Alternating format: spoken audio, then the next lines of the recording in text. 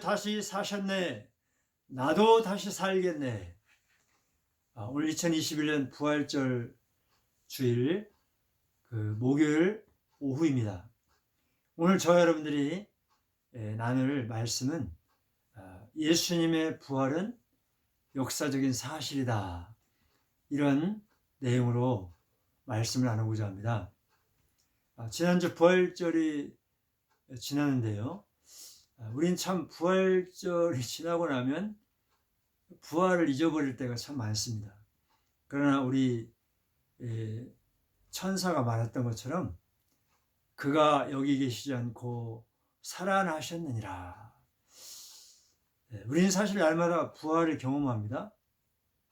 하루 잠을 잘 때 사실은 죽음을 연습하는 것이고, 아침에 깨어날 때 부활을 연습한다고 볼 수 있습니다. 그래서 우리는 아침에 깨어날 때 오늘 어떻게 하루를 살까 이렇게 염려하기보다도 이야, 오늘 내가 다시 부활했다, 오늘 전혀 살아보지 않은 새날이다 하면서 감사와 기쁨으로 하루를 시작해야 되는 것이죠. 오늘 자료화면을 잠깐 보면요, 부활은 역사적 사실이다. 우리가 성경을 볼 때 많은 사람들이 어떤 교리서로 보지만 그렇지 않죠. 성경은 역사적 사실을 기록한 것입니다. 우리가 쓰는 달력을 생각해 보십시오. 예수님의 탄생, 또 그 생애에 그것을 기점으로 해서 BC, Before Christ로 나눠지고, 또 AD, Anno Domini, 주님 안에서, 이런 뜻인데요. 이렇게 나눠진다는 것은 뭐냐면 이것이 꾸며낸 이야기가 아니라 역사적 사실이다라고 하는 것을 볼 수 있습니다. 누가복음 24장을 보면요, 안식 후 첫날 새벽에, 오늘날 주일날 새벽에 그 여인들이 막달라 마리아와 또 요한나와 야고보의 모친 마리아와 또 다른 살로메 같은 여인들이 예수님의 십자가에 죽고 장사 지낸 것을 생생히 기억한 채로 그 시체의 향품을 바르려고 주일 새벽에 무덤을 향해 가고 있었습니다. 이때 가만히 가다 보니까 이 돌무덤처럼, 이 돌의 밑에 있는 돌처럼 무덤이 이제 돌로 임봉되어 있다는 것을 그제서야 깨닫고, 누가 우리를 위해서 돌을 굴려주리오, 이렇게 근심했죠. 그러나 눈을 들어보았을 때 돌이 무덤에서 굴려 옮겨진 것을 보게 되었습니다. 눈을 들어보았을 때 돌이 벌써 옮겨진 것을 보았다고 했습니다. 우리가 날마다 눈을 나를 향해서 또 땅에 깔고 있으면요, 정말 돌덩어리 같은 문제가 내 마음을 짓누릅니다. 어떤 사람은 이제 건강 문제로 짓눌리죠. 어떤 사람은 재정 문제로, 어떤 사람은 관계 문제로, 또 어떤 사람은 정신적인 질환 문제로, 또 자녀 문제로.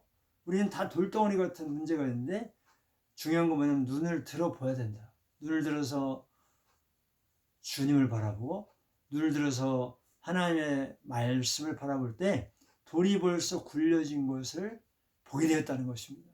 사실 이 부분은 천사가 굴려냈다고 성경은 말씀하죠. 그래서 이제 무덤에 들어갔을 때 예수님의 시체가 보이지 않았고, 대신에 찬란한 옷을 입은 두 사람, 천사가 여인들을 맞이했습니다. 이 여인들이 이제 엎드러져서 얼굴을 땅에 댔을 때 이 두 천사가 말을 했습니다. 어찌하여 살아있는 자를 죽은 자 가운데서 찾느냐?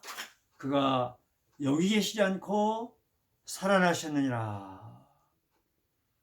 영어로 하면 He is not here, He has risen, 이렇게 얘기했죠.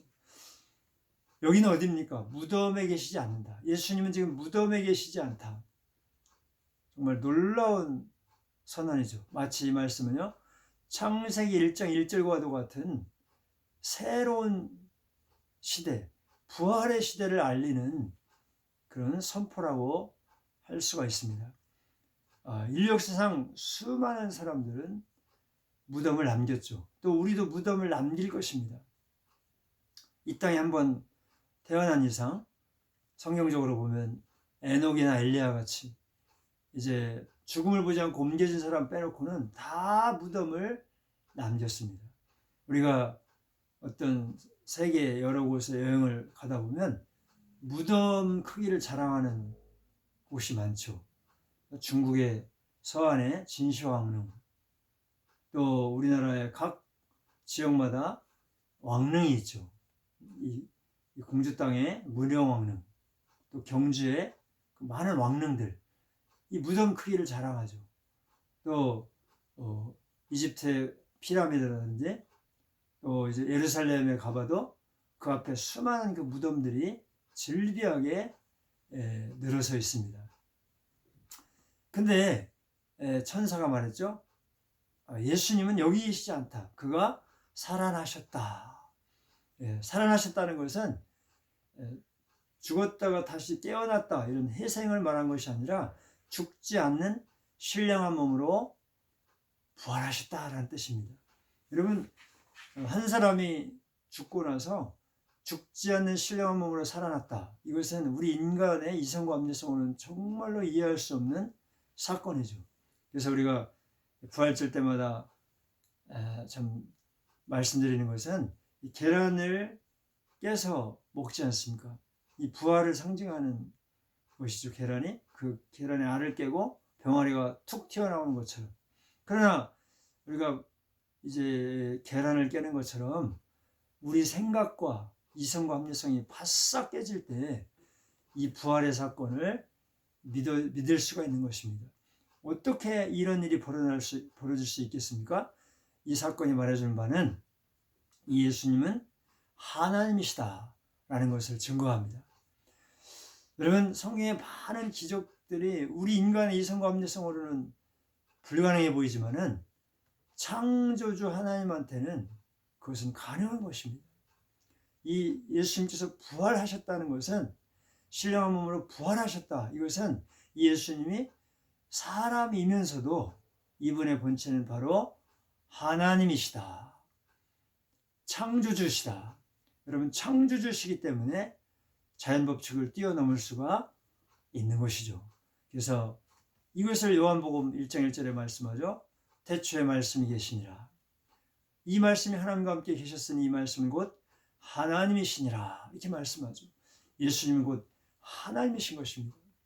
또한 그가 살아나셨다는 그 메시지는요, 예수님의 십자가의 죽음이 자신의 죄, 예수님의 죄 때문이 아니라 우리 인생들의 죄를 대신하여 죽은 대속의 십자가라는 것을 확증하는 것이죠. 우리가 부활을 통해서 십자가를 볼 때야말로 십자가를 분명히 깨닫고 인지할 수가 있습니다. 그냥 예수님의 십자가의 죽음은 보통 사람의 죽음이 아니고 죄 없으신 분이 부활로서 증명됐죠. 대신 죽은 것이다. 그러므로 이 십자가를 바라볼 때 나의 모든 죄와 허물과 나의 질병과 나의 모든 문제를 이미 예수님이 다 해결하셨다. 다 끝났다. 이 놀라운 사실을 확인할 수가 있는 것입니다. 또한 마지막으로 그가 살아나셨다. 이것은 우리도 예수님처럼 다시 살아날 것이다. 고린도전서 15장에 보면 첫 열매라고 했죠. 우리가 첫 열매를 보면 뭘 생각합니까? 두 번째, 세 번째 열매를 생각하죠. 마찬가지로 예수님이 살아나신 것은 바로 예수 믿는 우리도 살아날 것이다. 부활할 것이다. 이것을 증거하는 것입니다. 사랑하는 성도 여러분, 날마다 부활을 경험하면서 그가 여기 계시지 않고 그가 살아나셨다. 그럼 예수님은 어디 계실까요? 하나님 보좌 우편에 계시면서 바로 내 안에 계시고 두세 사람이 내 이름으로 모인 그곳에도 바로 계십니다. 우리 부활하신 예수님이 저와 여러분들의 삶의 현장에 오늘도 살아계시고 내일도 살아계시고 재림하시는 그날까지 이 부활의 주님을 붙잡고 살아가는 성도님들이 되기를 축원합니다. 샬롬.